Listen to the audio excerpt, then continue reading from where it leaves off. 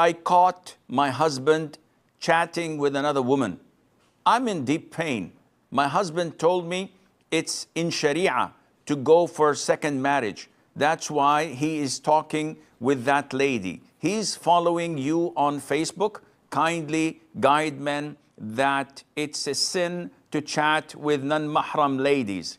Your one small talk can save many hearts.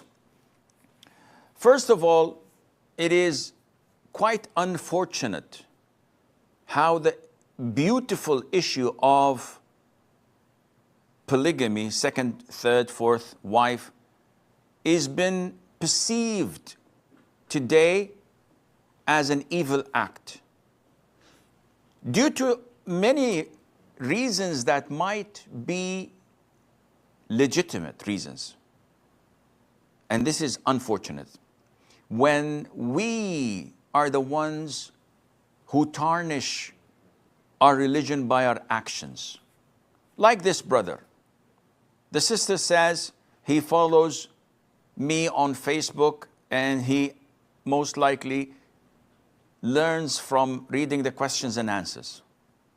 Now, why would he cross the line and commit such a sin and justify such a sin as being part of the Sharia? A'udhu billah. This is something that is audacious, something that is heinous. Akhi, you want to sin? This is your problem. This is between you and Allah. Do not justify your sin and lie and cheat and maybe claim that this is part of Islam. Then this is not an individual sin anymore. This is something that has gone out of proportion. Chit-chatting with a woman is definitely haram. Don't sugarcoat it. Don't say that Sharia allows me to take a second wife. Yes, Sharia does allow you to take a second wife, but it doesn't permit you to date women for that reason.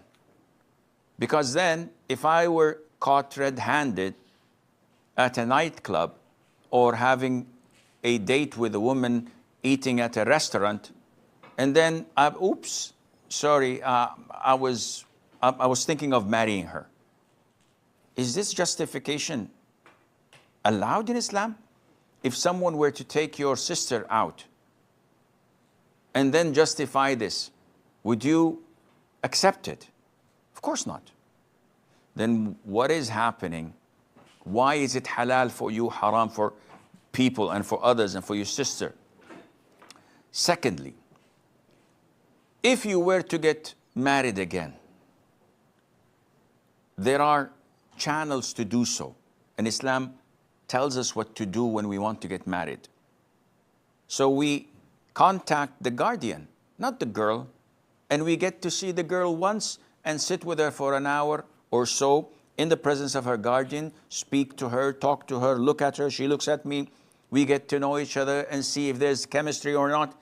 And after this initial and only interview, we decide whether to proceed or to call it a day. And if we were to proceed, she's a non-mahram. I don't speak to her, I don't see her, I don't mix with her until the marriage contract is conducted, a month, a week or two, whatever. So what the brother is saying is totally not permissible. But I'll ask the sister, do you think that he's going to listen to me now? Most of these people are cherry pickers. So they follow us on Facebook, on Twitter. They read the questions and answer and they learn. And they like what they read. But when it comes to them, they don't like this. And they don't accept it. And they would probably tell you the Sheikh doesn't know. Thirdly, Akhi, if you want to get married, and I've been getting calls from all over the world, from sisters complaining and from brothers wondering what's the solution because their wives are asking for divorce.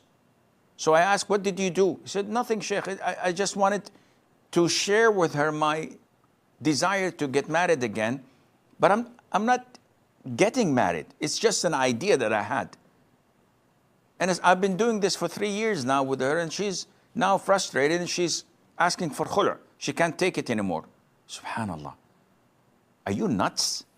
Why would you talk to your wife about something you want to do before doing it? And you know that it is human nature to reject it. Jealousy is human nature, is totally accepted in a woman, but what comes out as a result of it is what might be haram and what might be halal. So many people say, listen, I'm getting married next year, and she's gonna be blonde, and she's gonna be ex-Miss Universe, and she's gonna be this, and she's gonna be better cook, better good looking, better family, richer. A'udhu billah. The Prophet told us when slaughtering an animal for udhiyah to sharpen our blade and to make it swift and quick so that the animal wouldn't feel the pain. And what you're doing is completely the opposite. With, of course, the big difference between an udhiyah and your wife. So these people are nuts. They're not wise. They're not fit to get a second wife because they don't have the diplomacy. They don't have the guts. They don't have the wisdom. And finally, to the sister, I may advise you to weigh things according to its correct proportions. And do not exaggerate. Do not kill a mosquito with a cannon. You kill a mosquito with something that kills it without destroying the whole house. So this sin of your husband is a sin, without any doubt. How to react is what defines your marriage. You can go for khul', you can ask for divorce, you can make a big problem, you can spoil his day and night. But is this a solution? Of course not. You have to be tactful and you have to be wise in knowing how to deal with such a problem, and Allah knows best.